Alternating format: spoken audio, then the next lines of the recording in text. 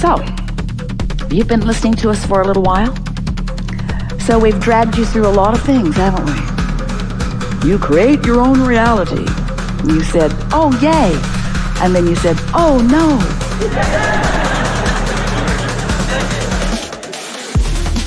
And then you went through that phase where you beat up on yourself because the reality you were creating sucked.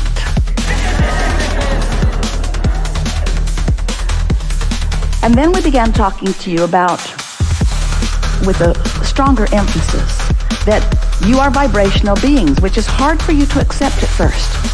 It's easy to accept when you're thinking about clarity, but it's harder for you to accept when you're thinking about relationship, isn't it? In other words, clarity is something that you could achieve right now. In fact, don't you feel pretty clear right now just listening to us? We're just really excellent teachers. You do. You are feeling reasonable clarity as a result of this conversation. But if you were to focus upon something that you want that hasn't manifested yet, it would induce within you a different feeling in most cases. Because when you want something that you're not yet living, you're in the not yet living awareness introducing resistance into the equation. So we talk to you in vibrational terms because we want you to accept that you are vibrational and that the vibration that you offer is about the thought you think. It's about the focus. So when we use words like vibration or energy, we're talking about the same thing. When we use words like thought or energy, we're talking about the same thing. Or vibration, we're talking about the same thing. So how do you know? How do you measure what you're doing vibrationally? Because you don't exactly have someone brought to one of the gatherings an electronic contraption that he thought everyone should buy and hook themselves up to. And we said, it's cumbersome. You don't need some outside meter telling you what you're doing vibrationally. The meter didn't even work. You've got this vibrational guidance system within you that is your emotions. So when you feel something like ease or clarity, that means that there is little or no resistance within you right now. You are not contradicting your own thought. So when you say, I want this, wouldn't it be nice to have such and such? And you just visualize being it or doing it or having it or living it. Wouldn't that be nice? And the idea of it just feels so good to you. And then you say, but, hardly anybody is doing that. You have just introduced unnecessary resistance to the equation. Why would you do that? Because you've been trained to be realist. You've been trained to be objective. You've been trained to weigh the pros and the cons and the pluses and the minuses. And we say, you've done enough of that. You've sifted through enough and put enough in your vibrational reality to keep yourself busy for 20 or 30 lifetimes.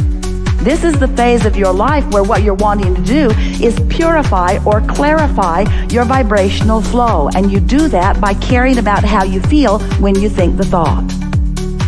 But we know that it's hard for you to tell those vibrational subtleties until you get yourself really in a place where you have felt for a period of time a chronic feeling of lack of resistance, because you don't know you've got resistance until you've experienced enough time without it. Does that make sense to you? And so in the beginning, when people would come to us and they would say, what's the best thing that you can teach us? We would say meditation. Because it's easier for us to teach you to have no thought than it is to teach you to have pure positive thought. Because you've got enough momentum going on enough thoughts that are resistant in nature. In other words, don't you sort of automatically introduce resistance? Isn't there a but to almost everything? And do you know the reason that you do that is because you're trying to explain to others where you are. We wish you would cut that out. Trying to explain to others why you're where you are. I'm standing here. I really want that. But well, you're not ever going to do that again without remembering us playing with you here today and reminding you that you, in those kinds of verbal or mental offerings, are introducing unnecessary resistance into your vibrational patterning, which is just bogging you down. So, we're wanting you to realize that as you stand in any moment in time and think a thought, that you are offering a vibration that, with as little as 17 seconds, is going to gather momentum. Because at that 17-second mark, another thought, vibrationally equivalent, is going to join it, which is going to speed the process. And then, if you maintain that, another thought like that is going to join it, which is going to speed the process again. And then, if you maintain that for another 17 seconds, this is not much time, is it? Once you cross that 68-second mark, there is significant enough momentum going that your experience is now going to be affected. Esther bumped into a handful of people in the hotel last night. Here and there and here and there and here and there and here and there. And every one of them said, I told myself, wouldn't it be fun if I got to run into Esther? And we say, don't think that those things are accidental. They are orchestrated by your non-resisted thought.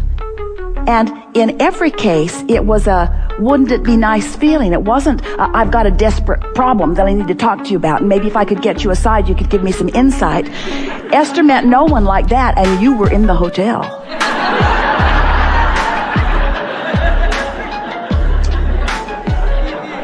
It was that high-flying, wouldn't it be fun if, you see. When you make a promise to yourself that you want to fly high, and we're going to talk to you what we mean by that flying high soon. When you make the decision that you want to fly high, which means you want to be as often as you can with as little or no resistance as you can find through the clarity of your thought, when that becomes your dominant intention, everything in your world begins to shift because your point of attraction shifts. And that means every relationship that now exists will change. It means the rendezvous timing in the relationships that exist must change. It means the new strangers that you run into will change. Esther had a funny experience because she's moving around California a little bit in the area where she is living part-time. And she came out of Starbucks a month or so ago, and someone said, Esther, and came up to her, delighted to see her. I am aware of you. I've been watching you on YouTube, and I can't believe that I've just run into you. And Esther couldn't believe it either. And she had her iced tea in her hand, and she was carrying her dry cleaning, and she was on her way to the car and happy to see this bright, happy person. And so they exchanged an email or two, and then Esther did not think about him, except that she was aware every time she went back to the dry cleaners or every time she went back to Starbucks, she thought about that very pleasant meeting. So she'd thought about him 10 or 15 times since seeing him. So now, weeks have gone by, and now she is in another part of the city, 20 miles from there, and stopped at her new favorite place, In-N-Out Burger.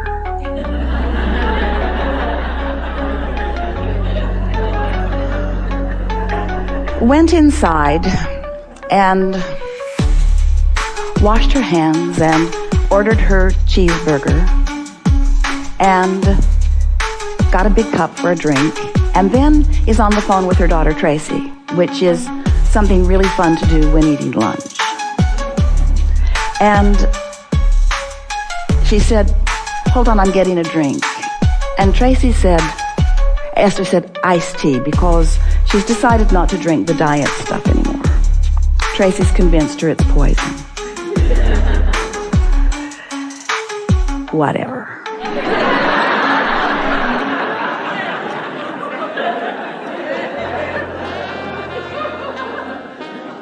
It is as you believe it to be. The worst thing you can do is believe something that isn't good for you and drink a lot of it. That is not a good equation. So she's on the phone with her daughter, and she's saying, I'm getting a drink, iced tea, I'm getting iced tea. And Tracy is saying, and how do I know that you're really getting iced tea? So Esther said to the total stranger standing next to her, tell her it's iced tea. So this very nice man speaks into the telephone, it's iced tea. And Tracy says, and how much did you pay him? And Esther said, tell her how much I paid you. $20. So Esther has now sort of embarrassed herself because she is really having way too much fun with strangers. And she looked around, and there were a fair number of people looking in her direction. And now she has her bag of burger and her very large drink and her purse and her keys and her phone. And she's making her way to her car, thinking, I'm not really presenting myself very well in this moment. And then getting in the car was very tricky, but she managed to get in without spilling anything on anyone.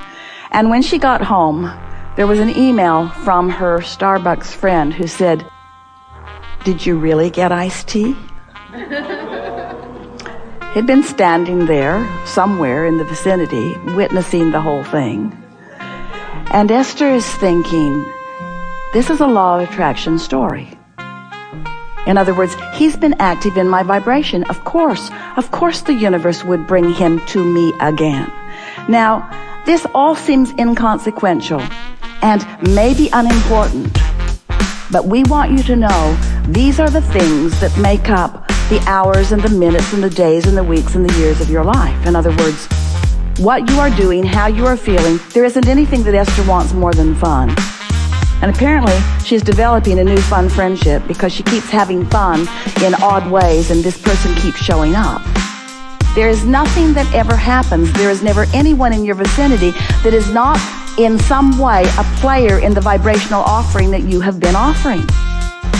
Esther is realizing she's just had a few fleeting thoughts about this person, and he's showing up in her experience in a very not freakish, not lucky, in a very orchestrated by law of attraction way. Can you imagine what's happening with the thoughts that you're doing on purpose? Can you imagine the effectiveness of the universe who could line up things for you that you want if you weren't introducing resistance to them with your own contradictory thought, but? You see what we're getting at? Esther didn't introduce any resistance into this idea of this young man. He was just fresh and bright and beautiful and something to think about, and there was no contradictory thought in her vibration. So he represents all things that you think about without resistance, who will come into your experience with the same magnitude of the thought that you've been offering. In other words, it's a casual meeting, and so that's the equivalent. In other words, it doesn't mean there's something big and meaningful. It doesn't mean that she should seek him out. It means it's a demonstration to Esther that that light thinking with that lack of resistance produces that. Would you like to do some less light thinking? Would you like to do some more concentrated thinking? Would you like to think more deliberately about more things? And would you like to do it with the same light ease? The same absence of resistance? Because when you do, the universe will bring that person right to you again. And the 20-mile radius is not a 20-mile radius.